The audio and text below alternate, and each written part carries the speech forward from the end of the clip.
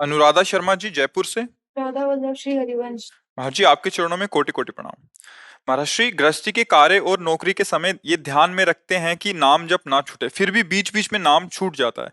फिर जब याद आता है कि निरंतर स्मरण नहीं हुआ तो स्वयं पर ग्लानि होती है। क्रोध, मोह, ईर्ष्या जैसे विकार भी आते जाते रहते हैं। निरंतर स्मरण और विकारों से मुक्ति प्राप्ति का उपाय क्या है महाराज श्री? जो क्रिया कर रहे हैं उसको भी प्रभु को समर्पित कर दो, तो ये ग्लानि नहीं होगी कि हमारा भजन छूट गया। क्योंकि भगवान का आदेश है, यत करोषि ये तो सर्वाणि कर्माणि मयि सन्न्यस्य मत्पराहा अनन्ये नैव योगेन माम ध्यायन्तु उपासते। जो अपने सारे कर्म मेरे को समर्पित कर देता है। अब जैसे हम क्रिया में हैं तो हो सकता है नाम छूट जाए, पर नाम जपना चाहिए। प्रभु हमारे प्रीतम है, उनके लिए मैं कर्म कर रहा हूं, ये भाव तो बना हुआ है ना, तो अखंड भजन चल रहा है, उसे भजन को अखंड माना जाएगा। निरंतर भगवद स्मृति होती है, नाम जब छूट सकता है। जैसे हम बोल रहे हैं आपसे, किसकी बात बोल रहे हैं, बातें समझना ना, किसके लिए, प्रभु के लिए तो बोल रहे हैं ना, तो हमारा ये भजन हो रहा है। इसे हम ये ग्लानि नहीं लेंगे कि हमने बात की हमारा भजन छूट गया, ऐसा नहीं है। सब रूपों में मेरे प्रभु आए हैं, वो प्रसन्न हो, वो सुखी हो, वो हमारे पास बैठकर थोड़ा आनंद अनुभव करें, ये हमारी सेवा बन गई प्रभु के लिए। हम सेवक हैं, सचराचर रूप हमारे स्वामी का है, वो विविध रूपों में आके विविध प्रकार के प्रश्न करके सुखी होते हैं और हमारे अंदर से उत्तर निकलकर उनको आनंद प्रदान करता है। ये हमारी सेवा बन गई, हमारा भजन चल रहा है। ऐसे परिवार प्रभु का है, उनके लिए नौकरी करते हैं, जो क्रिया करते हैं वो प्रभु के लिए, जो क्रिया से फल मिलता है वो प्रभु के लिए, क्योंकि परिवार प्रभु का है। लड़का बच्चा पति परिवार, उनको हम सुख पहुंचाते हैं, उस रूप में हमारे प्रभु हैं, भजन हो रहा है। जब खाली हैं तो नाम जप चल रहा है, और जब हम तन्मय है क्रिया में तो क्रिया को भी समर्पित कर दिया, वो भी भजन हो गया। यत करोष भगवान ने आज्ञा की। इसलिए जैसे आपने कहा ग्लानि होना या क्रोध होना, इसका तो मुझे कहीं अस्तित्व ही नजर नहीं आता। ग्लानि होना थोड़ा ठीक है कि काश अगर निरंतर भजन चले तो और अच्छा है, तो भजन तो चल ही रहा है। क्योंकि जब भजन की लगन है तो नाम जप नहीं चल रहा, लेकिन हमारे दिमाग में प्रभु होते हैं। गौर से देखना, जैसे आप हमारे पास आए हैं तो हर समय आप हमें न ध्यान कर रहे हैं न जप रहे हैं, लेकिन किसके लिए आए हैं ये भूले थोड़ी हैं। आप समझो, किसके लिए आए हैं आप भूले नहीं, और आप याद भी नहीं कर रहे हैं। सच्चा भजन ये है, किसके लिए आप आए हैं, वो मिलना है उनसे, वो भूल नहीं सकते। किससे मिलना है आपको, तुरंत उत्तर, किससे मिलना है, हम किसके लिए आए, ऐसा नहीं सोचोगे, तुरंत बोलोगे उनसे। तो हम कह नहीं रहे कि मैं भगवान के लिए सब कुछ कर रहा हूं, लेकिन हमारे दिमाग में बैठा है प्रभु मेरे स्वामी, मैं उनके लिए कर रहा हूं।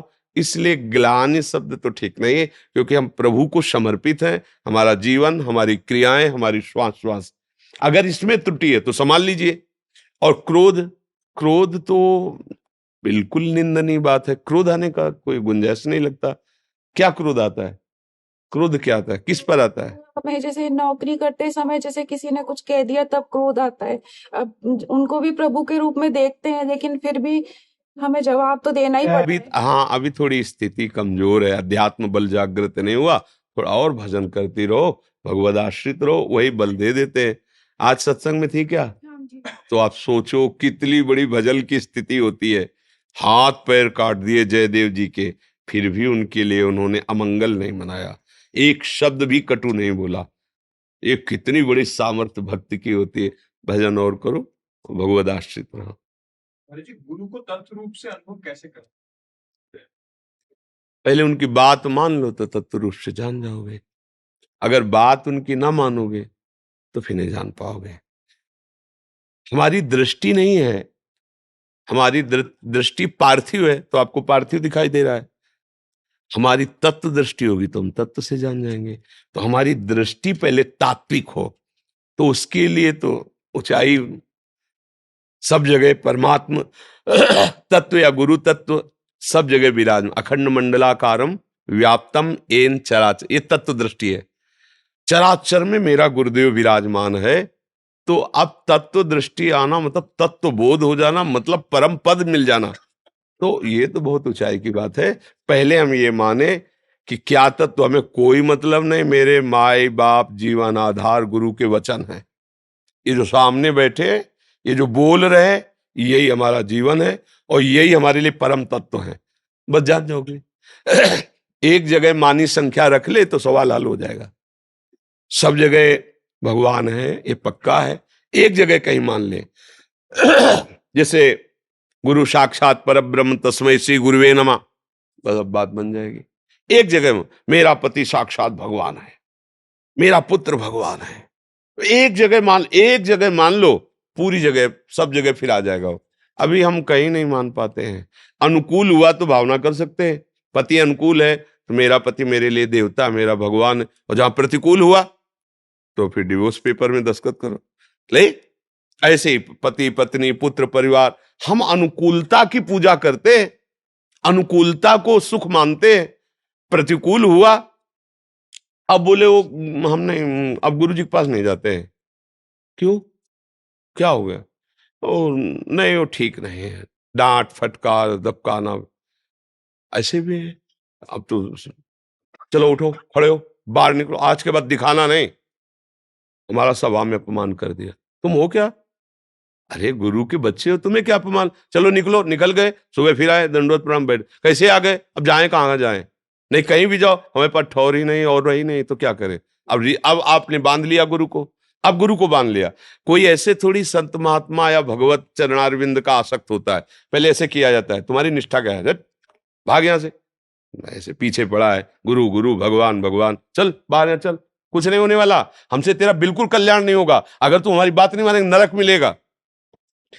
दोबारा फिर अपने टाइम पे अपनी सेवा, तुम्हें सुनाई नहीं दिया था?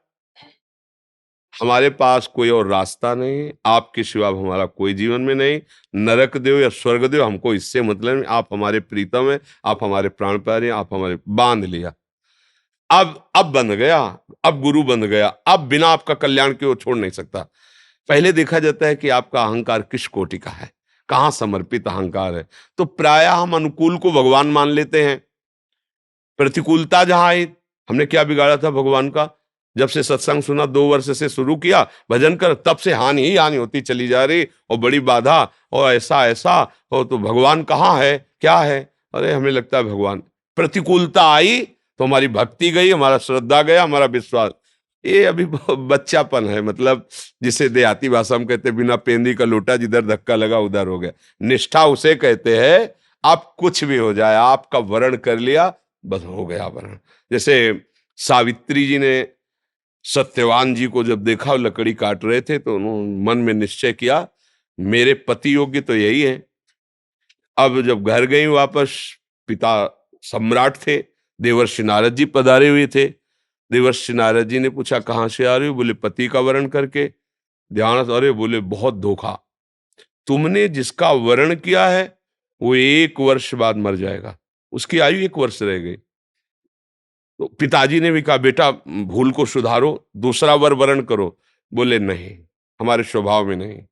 आप 1 वर्ष कहते हो, अगर 1 रात्रि मैंने उनकी सुहाग चिन्ह भर लिया, मैं अपने को सार्थक मानूंगी। 1 वर्ष तो बहुत होता है, हम एक बार जिसका वरण करते हैं, बस कर लिया तो कर लिया।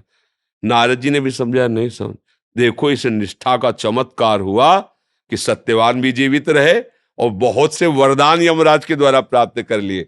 अगर उसी समय कह दिया, अच्छा 1 साल में, तो नहीं नहीं नहीं, अभी तो ब्याह हुए नहीं ना, ऐसे नहीं, ऐसा एक बार वरण किया किसी भाव में, पति को, भगवत भाव में गुरु को, किसी को, जहां एक बार वरण किया, बस फिर मेरे तो गिरधर गोपाल, दूसरों बात बन जाए। हम लोग क्या है, एक दुकान जैसा व्यवहार करते हैं, अच्छा लगा तो ठीक है, नहीं दूसरी दुकान देख ली, तीसरी, ये भक्ति मार्ग ऐसा नहीं। एक बार निश्चय किया और मार्ग में चल पड़े, अब प्राणों की बाजी लगा दो, होगा वही परम मंगल, क्योंकि भगवान का आश्रय लेके चले, धोखा नहीं हो सकता, अमंगल नहीं हो सकता। कोई धोखा करना भी चाहे तो वहां से धोखा चलेगा, तुम्हारे पास आकर सत्य हो जाएगा, क्योंकि बीच में भगवान है आपके साक्षी। हमारा दृढ़ निश्चय है कि हमारे गुरु ही हमारे सब कुछ है, लेकिन फिर भी क्या है, जब हम आपसे दूर रहते हैं, हर समय तो पास नहीं हो सकते। असल बात, हमारा पास रहना शरीर का पास रहना नहीं, हमारा जो दिया हुआ नाम है, मंत्र है, उपदेश है, वो रात दिन तुम्हारे पास है। हमारा स्वरूप ये नहीं है, बात समझो। जैसे हम बोला राधा राधा राधा, ये हमारा जीवन, हमारा प्राण, हमारा स्वरूप है, हमारी आत्मा है। अब आप राधा राधा कर रहे तो हर समय हमारे पास है। और आप देखना, जब राधा राधा जपोगे तो तुम्हें हमारी इस शरीर की भी स्मृति आएगी, क्योंकि यहीं से मिला है ना, तो हर समय दिमाग में छाया रहेगा। जब कहीं आनंद की स्फूर्ति होगी तो सबसे पहले प्रेमानंद दिखाई देगा, क्योंकि वहीं से तो हमारा जुड़ाव है। तो गुरु का विस्मरण नहीं हुआ, यही संग है। अगर हमारे पास हो विषय चिंतन, संसार का चिंतन, तो पास रहते हुए भी हमसे दूर हो, बहुत दूर हो, और हमारा चिंतन चल रहा है, हमारी आज्ञा पे चल रहे हो, तो तुमको अनुभव होगा कि भाई जरूर तुम कहते हो कि हम गुरु जी से दूर है, लेकिन मेरे को तो अनुभव होता है मेरे गुरुदेव हर समय मेरे पास रहते हैं, मेरे हृदय में रहते हैं, मेरे दिमाग में रहते हैं, मेरे स्मरण में रहते हैं। सही माने में गुरु का संग उनकी आज्ञा का पालन है, ना कि शरीर संग। शरीर संग में भी अगर आपका भजन ठीक नहीं है तो कुछ नहीं ले पाएंगे। और अगर ठीक उनकी आज्ञा का पालन करते हो तो लाखों कोस दूर बैठे हुए आपको गुरु अपने सामने दिखाई देंगे, क्योंकि गुरु तत्व में भी है, गुरु प्रगट में भी है। दूर दूर में बैठा हुआ भी, अब कोई विदेश में बैठा है, अब जब चिंतन कर रहा है, नाम जप कर रहा है, तो गुरु का सामने मूर्ति प्रकाशित हो रही। ध्यान मूलम गुरु मूर्ति, पूजा मूलम गुरु पदम। प्रीति राय जी, अखिलेश राय जी नोएडा से। राधे राधे। महाराज जी आपके चरणों में कोटि कोटि प्रणाम। महाराज जी, मैं गृहस्थी में हूँ, बस मुझे ये बताएं कि राधा नाम में अविरल भक्ति कैसे प्राप्त हो, संसारिक विषय वासनाओं से अपने परिवार को कैसे बचा सकूं। पहले तो एक बात बदलनी पड़ेगी कि आप गृहस्थी हैं। किसका प्रश्न है? राधे हाँ राधे। हाँ, पहले तो बात बदलनी पड़ेगी कि आप गृहस्थी हैं। गृहस्थी आपका एक जीवन जीने का ढंग है, पर आप गृहस्थी नहीं हैं, आप प्रभु के हैं। अगर आप भजन मार्ग में चलना चाहते हैं तो पहली स्वीकृति गलत है, आप गृहस्थी हैं, फिर सब बिगड़ जाएगा। क्योंकि आप शरीर भाव से लेकर व्यवहार की सत्ता दे दी तो बात नहीं बनेगी। पहली बात, मैं प्रभु का था, मैं प्रभु का हूं, मैं प्रभु का ही रहूंगा। अब हमारा धर्म जीने का विभाग हो गया, एक निवृत्ति और एक गृहस्थी। तो गृहस्थी हमारा प्रधान धर्म नहीं है, प्रधान धर्म प्रभु है, और गृहस्थी हमारा सहयोगी धर्म है। अब हम जब भाव में इस भाव से चलेंगे तो जिनके लिए ये सहयोगी धर्म स्वीकार किए हैं वो सब सामग्री भी उन्हीं की है। जितना परिकर मिला है आपके द्वारा थोड़ी मिला है। मान लो आपको पति मिला, आपको पत्नी, आप जानते भी नहीं है, अब भी नहीं जानते, केवल रूप को जानते, शरीर को जानते, उसके अंदर बैठा हुआ जो तत्व उसे आप नहीं जानते, आप अपने को नहीं जानते हैं। कितने जानकार हैं, 3.5 हाथ में रहते हुए 50 वर्ष हो गए, 60 वर्ष हो गए, आप अपने को नहीं जान पाए। क्या जानकारी? आप देखो दूसरे को क्या जानोगे? मात्र इतने 3.5 हाथ के शरीर में 50-60 वर्ष हो गए रहते हुए अपने को नहीं जान पाए कि मैं कौन हूं। अपने को अब बोले मैं कौन हूं, मैं पुरुष हूं, शीशा में दे, ये तो कपड़ा है, ये तो कपड़ा है, आत्मा का कपड़ा है, तो फिर आपका स्वरूप क्या है? बोले वो तो पता नहीं, तो फिर जानकारी है ही नहीं। तो ये समझो कि तुम्हारे पास जो कुछ भी मिला है प्रभु का है ना, ईमानदारी से देखो, प्रभु ने दिया है, प्रभु का है।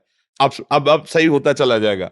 प्रभु की भावना से पत्नी पुत्र परिवार की सेवा करना, अपने को प्रभु का दास मानना, गृहस्थी धर्म की सेवा से भगवान को रिझा रहे, पर हमारा उद्देश्य श्री भगवान है, हमारे घर के मालिक, हमारे जीवन के मालिक, हमारे जीवन का उद्देश्य भगवान है, तो राधा नाम शुरू हो जाएगा जपना। हमारा खान पान सही हो, आचरण सही हो, भावना सही हो, तो भजन में मन लगेगा। अगर दुष्ट स्वभाव और पापाचरण नहीं बंद हुआ तो फिर भजन नहीं होगा। पापवंत कर सहज स्वभाव, भजन मोरते भाव न काऊ, जो पे दुष्ट हृदय सोई होई, मोरे सन्मुखाव की सोई, निर्मल मन जन सो मोहि पावा, मोह कपट छल छिद्र न भावा। ये भगवान स्वयं कह रहे। तो इसलिए हम सावधानी पूर्वक चलें, खूब नाम जप करें, भगवद आश्रित रहें। कौशल कुमार जी दिल्ली से। श्री हरिवंश। महाराज जी, श्री जी के विग्रह के लिए जो जल रखा जाता है, क्या उसे दोपहर, संध्या एवं रात्रि में बदलना चाहिए? मतलब भोग में? हाँ, हाँ, वो तो बदलना चाहिए, क्यों? वो तो बदलना चाहिए ना, क्योंकि हम तो रखे, मानो भाव किया, श्री जी ने पान कर लिया, जब दूसरी बार तो फिर हम ताजा जल रखे। वैसा थोड़ी कोई एक बार रखा ही ऐसे। अमित बजाज जी दिल्ली से। महाराज जी आपके चरणों में कोटि कोटि प्रणाम। महाराज जी, आप अक्सर कहते हैं कि वर्तमान में जो कुछ भी किसी व्यक्ति विशेष के साथ घटित होता है वो उसके अपने प्रारब्ध के कर्मों के अनुसार होता है। तो महाराज जी, वर्तमान में कोई भी व्यक्ति कोई भी नया कर्म करने में कैसे समर्थ हो सकता है जब तक देव कृपा ना हो? क्यों? वर्तमान में हम पीछे की फसल को ही तो खाते हैं, तो नई फसल नहीं उगाएंगे तो हमारा जीवन प्रमाद में चला जाएगा ना। पीछे जो हमने फसल उगाई वही तो वर्तमान में पाएंगे ना। समझ पा रहे हैं ना? आज बोएंगे आज पालेंगे क्या? तो तो पीछे के जो हमारे शुभ और अशुभ कर्म हैं, शुभ माने शास्त्र सम्मत धर्म मर्यादा युक्त, अशुभ माने जो मन की इच्छा के अनुसार पाप कर्म, अधर्माचरण, हिंसात्मक वृत्ति से किए गए, दोनों कर्म हमारे पीछे हुए हैं। उन्हीं का भोग हमें वर्तमान में मिल रहा है, और वर्तमान में जो हम कर्म कर रहे हैं वो हमें आगे चल करके मिलेंगे। अगर वर्तमान में ऐसा पवित्र कर्म बन जाए कि आप निरंतर भगवान की स्मृति में डूबने लगे और सबका सुख भाव अंदर ले आए कि मेरे द्वारा किसी को कष्ट ना हो, तो आपके जितने अशुभ हैं वो सब भस्म होना शुरू हो जाएंगे। जितने अशुभ हैं, पर इस कोटि का भाव कोई बिरला ही धारण कर पाता है। नहीं तो शुभ और अशुभ दोनों कर्म होते रहते हैं। वो अवश्य में भोक्तव्यम कृतम कर्म शुभाशुभम, जीव को अपने किए हुए शुभ अशुभ कर्मों को भोगना ही होता है। और भगवत प्राप्ति उसे होती है जो शुभ और अशुभ दोनों का नाश कर देता है। वो है भगवान का चिंतन, वो है भगवान का परम नाम, जिसका हम चिंतन करते करते तदाकार हो गए।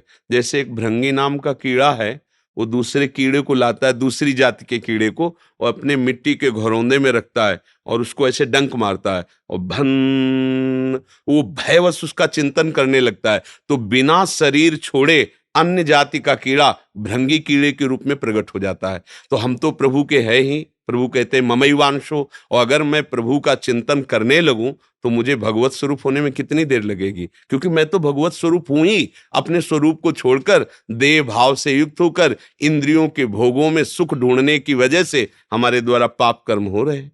जब हम इंद्रियों को भोगों में लगाते हैं तभी पाप कर्म होते हैं, और ये प्रायः मन और इंद्रियों की गति भोगों की तरफ है। जैसे जल कहीं भी छोड़ा जाए वो नीची गति में ही जाएगा, उच्च गति पहुंचाने के लिए यंत्र की आवश्यकता है। ऐसे मन कहीं भी छोड़ो वो नीची गति को जाएगा, ऊपर उठाने के लिए मंत्र की आवश्यकता है। गुरु मंत्र, गुरु कृपा से मिला नाम, वो मन को ऊर्ध्वगति ऊर्ध्वगामी बनाता है। नहीं तो अधोगामी मना खष्टान इंद्रियाणी प्रकृति स्थानी कर सती, 5 ज्ञानेंद्रियों के सहित मन भोगों में जब जाता है तो सुख है नहीं तो इसमें, नहीं तो इसमें होगा, इसमें नहीं तो इसमें होगा। ऐसे वो हर व्यक्ति, हर शरीर, हर वस्तु, हर पदार्थ का भोक्ता भाव ले आता है। इसी से पाप और हिंसात्मक वृत्तियां जागृत हो जाती है, जिन्हें राक्षसी वृत्ति कहते। फिर उनका दंड मिलता है। अब वर्तमान में हमने विवेक के द्वारा निर्णय किया ये गलत है, अब लो नशानी अब ना नशे, आज से तो पीछे जो बो करके जमा कर लिया अब वो तो काटना पड़ेगा ना। तो सोचते हैं कि ये तो बहुत धर्मात्मा है, ये तो बहुत भजन करते हैं, फिर कष्ट क्यों भोग रहे हैं? क्योंकि पीछे गोदाम में उनके जमा वही है। आज सुधरे हैं लेकिन पीछे जो कर्म किए उनको भोगना पड़ेगा। जैसे भीष्म जी सरसैया पर पड़े हुए हैं तो प्रभु से कहते हैं मैं बहुत जन्मों को देख रहा हूं कि ऐसा कोई पाप मेरे द्वारा नहीं हुआ जो 6 महीना बाणों की सैया पे। तो भगवान ने कहा 100 जन्म के ऊपर देखिए। तो हमारे तुम्हारे 100 जन्म थोड़ी, अनेक जन्म हो गए हैं। अब मानव जन्म मिला है, धर्म पूर्वक चल करके अपने गुरु प्रदत्त नाम मंत्र के द्वारा अपने कर्मों को भस्म करके हम भगवत प्राप्ति कर लें, यही जीवन का परम लाभ है। समझ रहे ना? कोई संशय? महाराज जी एक बात पूछना थी कि जैसे सब कुछ प्रारब्ध के अनुसार ही हो रहा है, तो कोई नया कर्म जैसे भगवान अभी आप समझ ही नहीं पा रहे हैं ना। सब कुछ प्रारब्ध के अनुसार थोड़ी हो रहा है। हमने कब कहा सब कुछ प्रारब्ध के अनुसार हो रहा है? पुरानी फसल को केवल खाया जा सकता है, ऐसे ही पुराने कर्म केवल आके दुख सुख दे सकते हैं। दुख सुख केवल दे सकते हैं, आप भोगे ना भोगे ये आपकी कला होगी। जैसे हमारी किडनी फेल है और हमने अपने जीवन को भगवान में समर्पित करके चित्त को प्रभु में लगा दिया है, डायलिसिस होता है, भयानक कष्ट की पीड़ाएं आती है, लेकिन उस समय हम कष्ट में नहीं होते हैं। कल डायलिसिस हुआ है, शाम के कुछ खाया पिया नहीं, तुम्हारे सामने बैठे 1 बजे रात्रि से दिनचर्या चलती है। आपको लग रहा है कि डायलिसिस मैन है? आया है प्रारब्ध, बुरा कर्म किसी जन्म का है, बना रहे तू। आज मरे या कल मरे, मरना तो है ही शरीर को, और मैं अविनाशी हूं और अपने चिंतन को प्रभु में जड़े हूं। ठिंगे पे रखी किडनी दोनों खराब है, चल रहा है, क्या फर्क पड़ता है? अध्यात्म अगर बल नहीं है, विवेक नहीं है, तब तो शरीराभिमान के कारण भोगना ही पड़ेगा, मरना ही पड़ेगा। तो सुख दुख कर्म के अनुसार आएंगे। अब हमारा जो समय केवल सुख दुख भोगने के लिए थोड़ी है। हम नवीन कर्म करके ऐसी ऊंचाई पर बैठे जहां सांसारिक सुख दुख स्पर्श न कर पावे और हम परमानंद में निमग्न हो जाएं। ये पशु नहीं कर सकता, वो केवल प्रारब्ध के अनुसार चलेगा। हमारा मनुष्य जन्म है, हमें कर्म करने का अधिकार दिया गया है। ये केवल मनुष्य योनि में है, देवताओं में भी नहीं है। इसलिए ये बात लेके बैठ जाना कि सब कुछ प्रारब्ध के अनुसार होगा, इसे मूर्खता कहते हैं, इसे प्रमाद कहते हैं। केवल मनुष्य शरीर में पुरुषार्थ है कि वो देवता को भी अधीन कर सकता है और देवताओं के देव भगवान को भी अधीन कर सकता है। सुमीर पवन सुत पावन नामू, अपने बस करी राखे रामू, भगवान को भी अधीन कर सकता है। तो फिर ये प्रमाद और पुरुषार्थहीनता की बात मनुष्य जन्म में नहीं कि मेरा क्या होगा। सबसे बड़ी स्थिति वो मेरे लिए बनाई गई है, भगवान के लिए नहीं बनाई गई। सबसे उच्च पद मेरे लिए बनाया गया है। आप में केवल दृढ़ता होनी चाहिए। भगवान के बच्चे, मुझे जो प्राप्त करना होगा प्राप्त कर सकता हूं, पर प्राप्त करने चले तब ना। हम तो छोटे छोटे खिलौनों में ही फिसल कर उसी में राजी हो गए, अधर्माचरण करने लगे, तो फिर कहां से हम प्राप्त कर पाएंगे। एक आर्मी में चलने के लिए कितना तैयार होता है, सुबह से दौड़ लगाता है, व्यायाम करता है, हर कोशिश करता है मैं देश सेवा, तो एक दिन वो चयन हो जाता है। आप देखिए ना, प्रयास किया तो लौकिक सफलता उसके चरण चूमती है। तो हम तो भगवान के अंश हैं, अगर हम सच्चिदानंद भगवान का प्रयास करें तो भगवान नहीं मिल जाएंगे। तो फिर पुरुषार्थ अगर नहीं है तो पशु और मनुष्य में कोई अंतर नहीं। प्रारब्ध कर्म का भोग केवल पशु करता है, मनुष्य बचा सकता है। जैसे हमारे पास बहुत सुख संपत्ति आई हमारे भाग्य से, हम उसे नहीं भोगेंगे, दूसरों की सेवा में लगाएंगे। जो दीन हैं, जो असमर्थ हैं, बीमार हैं, उनकी सेवा में लगाएंगे, पशु पक्षियों की सेवा में लगाएंगे, गरीब की बेटी के ब्याह में लगाएंगे। हमारा आया प्रारब्ध, लेकिन गया कहां? हाँ, अब हमारा मंगल कोई रोक नहीं सकता है। अब उसी को शराब पिएंगे, पैसा देके व्यभिचार करेंगे, जुआ खेलेंगे, हत्या करवाएंगे, मनमानी आचरण करेंगे, तो नरक का द्वार खुला हुआ है। आपके आए हुए शुभ का परिणाम क्या हुआ? अशुभ। अच्छा, अब अशुभ आया, कोई कष्ट हुआ, कोई दुख हुआ, उसी समय हमने विचार किया मेरे किसी कर्म का फल है। नाथ कृपा करके मुझे ऐसी सामर्थ्य दो कि मैं इस दुख को भोगूं, पर अब कोई ऐसा कार्य ना हो जिससे आपको असंतुष्टता हो और किसी भी प्राणी को दुख पहुंचे। नाथ मुझे ऐसी सामर्थ्य दो। वो दुख भी सुख रूप बन जाएगा, दुख भी सुख रूप बन जाएगा, पक्का। हर दुख सुख रूप हो जाएगा, हर सूल फूल बन जाएगा। हम देखते हैं कि आज अपने में दृढ़ता की कमी है। अरे हम हैं कौन, बस विचार करना है। हमें पांच भौतिक शरीर नहीं है यार, भगवान के अंश हैं, अविनाशी हैं। ये शरीर बदलते रहेंगे, मेरा कोई फर्क नहीं पड़ने वाला। अगर ऐसा निश्चय करके चलो तो तुम्हारे जैसा कोई बलवान नहीं हो सकता। मृत्यु 100 बार नहीं आती, कायर रोज मरता है और वीर आदमी एक बार मरता है। और जिसने निश्चय कर लिया कि एक बार मरना है, वो पूरे सृष्टि को हिला सकता है, पूरी सृष्टि को, क्योंकि उसको मृत्यु का भय नहीं। एक बार मरना है, निश्चित है। जब मरना है तब निश्चित है। तो इसलिए निर्भय होकर छाती खोल करके हम देश सेवा में या धर्म में या भगवत मार्ग में, समाज सेवा में उतरे। हम लोग ऐसे हो गए हैं, भेड़ जैसे। क्यों हो गए? वासनाओं ने हमें तोड़ दिया। अध्यात्म बल है नहीं। एक छोटा सा विषय आता है, हम फिसल कर वहां चले जाते हैं, अपराध करने लगते हैं। अब कहां रह गया तेज, कहां रह गया उज्ज्वलता, कहां रह गई दृढ़ता? देखिए ना, हमारे देश प्रेमियों ने वंदे मातरम कह के फांसी पे झूल गए। छोटी मोटी बात है ये? क्या है? सर्व त्याग, प्राणों का त्याग देश के लिए। इनकी दृढ़ता, इनकी निष्ठा आज हम भी प्रणाम करते हैं। पूरा भारत उनको नमस्कार करता है, जो भी देशभक्त है। तो क्या हुआ? इन्होंने निश्चय कर लिया, मरना तो है, ये देश के लिए मरूंगा। ये बात ऐसे ही हमारा जीवन दूसरों के लिए अगर हो जाए तो सबसे बड़े महात्मा बन जाओगे, पैजामा कुर्ता में, पैंट शर्ट में भी। एक ये वेश महात्मा को एक उद्देश्य है। अगर वेश सहित उद्देश्य नहीं है तो व्यर्थ है, पाखंड है। अगर उद्देश्य है, वेश नहीं है, तो महात्मा ही है, उसमें कोई संशय नहीं है। महात्मा जिसके विचार महान है, जिसके आचरण महान है। और वेश रख लिया और आचरणहीन है, तो आप लोग देख ही रहे हो क्या परिणाम होता है।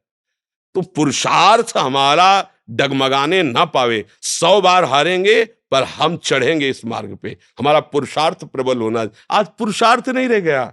हम देखते नहीं वो हिम्मत, वो दृढ़ता अपने धर्म पर, अपने मार्ग पर चलने की नहीं देख पा रहे। क्यों? वासनाओं ने खोखला कर दिया। अध्यात्म की तरफ रुचि नहीं, और अध्यात्म के बिना इंद्रियों पर विजय प्राप्त नहीं की जा सकती। इंद्रियों ने उसे खोखला कर दिया, परास्त कर दिया, गुलाम बना दिया। अब सोच ही खत्म हो गई पर सेवा की।